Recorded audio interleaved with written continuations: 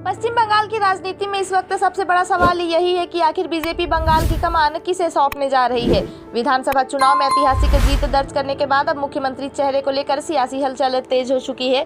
आज कोलकाता में गृह मंत्री अमित शाह की अध्यक्षता में बीजेपी विधायक दल की अहम बैठक होने जा रही है और माना जा रहा है इसी बैठक में बंगाल के नए मुख्यमंत्री के नाम का भी ऐलान हो सकता है।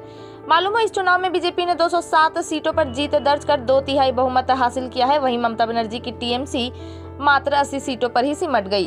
बंगाल की राजनीति में यह एक बड़ा बदलाव माना जा रहा है क्योंकि पहली बार बीजेपी राज्य में अपनी सरकार बनाने जा रही है। ऐसे में अब सबकी निगाहें टिकी है कि बंगाल में बीजेपी का पहला मुख्यमंत्री कौन बनेगा। राजनीतिक गलियारों में इस वक्त 4 नामों को लेकर चर्चा सबसे तेज है। सबसे पहला नाम है शुभेंदु अधिकारी।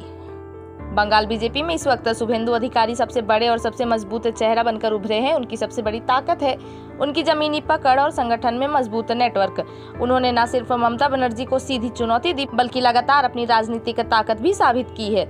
यही वजह है कि राजनीतिक जानकार उन्हें मुख्यमंत्री पद का सबसे बड़ा दावेदार मान रहे हैं।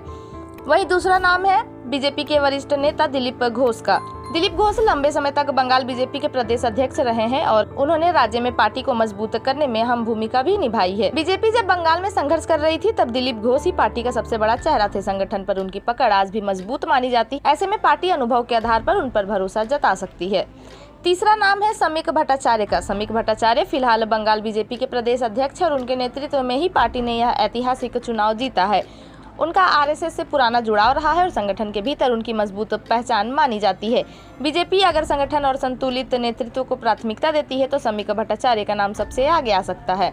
अब बात उस चेहरे की करते हैं जिसकी चर्चा सबसे ज्यादा चौंका रही। बीजेपी नेता अग्निमित्रा पॉल का नाम भी मुख्यमंत्री पद की रेस में सामने आ रहा है। पेशे से फैशन डिजाइनर रही अग्निमित्रा अपनी बेबाक बयानबाजी और आक्रामक राजनीति के लिए जानी जाती है। 2019 में बीजेपी में शामिल होने के बाद उन्होंने तेजी से अपनी पहचान बनाई।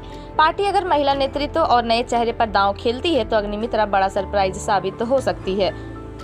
हालांकि बीजेपी ने अभी तक आधिकारिक तौर पर किसी भी नाम का ऐलान नहीं किया है, लेकिन इतना जरूर साफ है कि पार्टी बंगाल में ऐसा चेहरा सामने लाना चाहती है जो संगठन, सरकार और जनता तीनों के बीच संतुलन बना सके। अब यह देखना बेहद ही दिलचस्प होगा कि बीजेपी बंगाल की सत्ता की कमान किसे सौंपती है। क्या शुभेंदु अधिकारी मुख्यमंत्री बनेंगे या पार्टी अनुभव पर भरोसा कर दिलीप घोष को मौका देगी या फिर कोई नया चेहरा सामने आएगा। राजनीति से जुड़ी हर छोटी बड़ी अपडेट के लिए हमारे साथ जुड़े रहें।